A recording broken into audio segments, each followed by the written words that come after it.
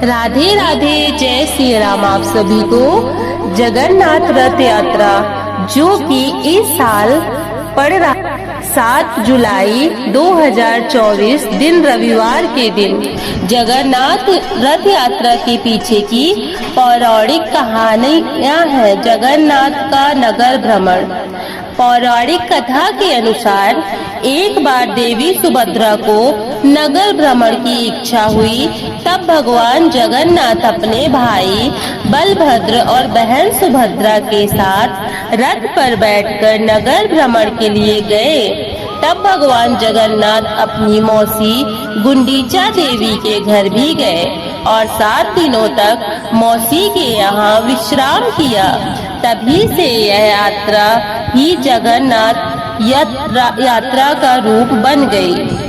दूसरी पौराणिक कथा के अनुसार एक बार भगवान श्री कृष्ण की रानियां माता रोहिणी से बोली कि वो श्री कृष्ण की रास लीला की कथाएं सुनाएं।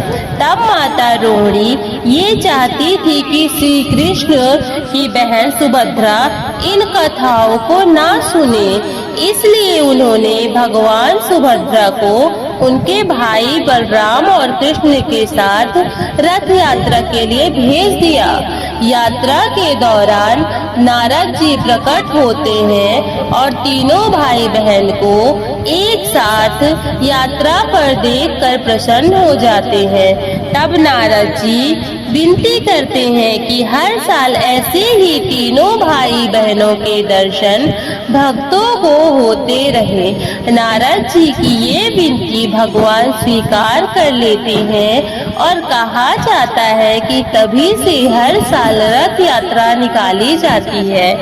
इसलिए रथ यात्रा को देखने के लिए देश विदेश से कई लाख भक्त यहाँ आते हैं। एक अन्य कथा के अनुसार एक बार वेदव्यास जी ने श्री कृष्ण से प्रार्थना की थी कि वे अपने सभी भक्तों को दर्शन दे। इस प्रार्थना के उत्तर में भगवान ने इस यात्रा का आयोजन किया। यह भी कहा जाता है कि रथ यात्रा भगवान जगन्नाथ को अपने भक्तों के साथ आनंद विहार करने का तरीका है। वे रथ पर सवार होकर शहर की गलियों में घूमते हैं और अपने भक्तों को दर्शन देते हैं। आप सभी पूरे मन से भगवान की जगन्नाथ कथा सुनिए और इसके बारे में और अधिक जानकारी चाहिए तो मेरे चैनल को लाइक, शेयर, सब्सक्राइब करिए। जगन्नाथपुरी का एक इतिहास मैं आपको सुनाती हूँ। उड़ीसा में स्थित जगन्नाथ एक ऐसा मंदिर है जिसके दर्शन करने लोग दूर दूर से आते हैं। इस मंदिर को प्राचीन समय से ही स्वर्ग माना जाता है। कहा जाता है कि यहाँ भगवान विष्णु ने पुरुषोत्तम नील माधव के रूप में अवतार लिया था।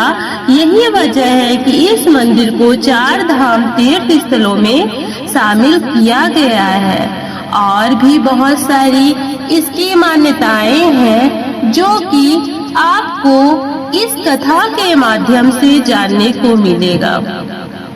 क्या आप जानते हैं कि जगन्नाथपुरी मंदिर के बारे में माना जाता है कि यह वह स्थान है जहां भगवान कृष्ण का हृदय धड़कता है। ऐसा माना जाता है कि यह पवित्र निवास भगवान जगन्नाथ को समर्पित है, जो भगवान कृष्ण का एक रूप है। यहाँ भगवान जगन्नाथ के साथ उनके भाई बलभद्र और सुभद्रा की पूजा की जाती है।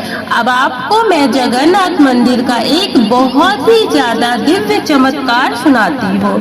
कहा जाता है कि मंदिर के ऊपर से कोई पक्षी या हवाई जहाज नहीं उड़ता है। इसके अलावा जिस दिशा में हवा चलती है, पूरी मंदिर पर लगा झंडा उस दिशा के ठीक उल्टा फहरता है। कहा जाता है कि गरुड़ पक्षी, जिन्हें पक्षियों का राजा माना गया है, वह खुद भगवान को की देखरेख करते हैं।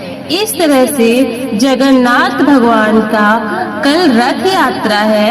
आप पूरे जोरों शोरों से भगवान जगन्नाथ की पूजा करिए और अपने मन की मनोकामनाओं को उनके समक्ष रखकर उनको समर्पित करिए। पुरी में हर साल आषाढ़ मास के शुक्ल पक्ष की द्वितीया तिथि को जगन्नाथ जी की भव्य रथ यात्रा निकाली जाती है। इस रथ यात्रा में शामिल होने के लिए भक्त दूर दूर से यहाँ आते हैं और जो भक्त यहाँ नहीं पहुँच पाते वो अपने घर से ही उनकी दिव्य प्रतिमा को मन में स्मरण करके आगे प्रभु के सामने अपने सभी दुखों को दूर करने की प्रार्थना करते हैं। और मैं आपको जगन्नाथ मंदिर के बारे में एक और बात बताना चाहती हूँ, जो है जगन्नाथ भगवान जी की आंखें। कहते हैं कि वह अपने भक्तों पर भगवान शाश्वत निगरानी का प्रतीक है, जो शुद्ध हृदय वाले लोगों को सुरक्षा, मार्गदर्शन और संतावना प्रदान करते हैं और हमेशा उन लोगों पर नजर रखते हैं जो उनका आशीर्वाद चाहते हैं। इसके अलावा भगवान जगन्नाथ की बड़ी आंखें उनके ज्ञान की विशालता को दर्शाती है और यह भी दर्शाती है कि उनकी नजर सभी पर है। आप मेरे साथ बोलिए, जय जगन्नाथ और भव्य रथ यात्रा का दिव्य दर्शन करिए। जय श्री श्याम।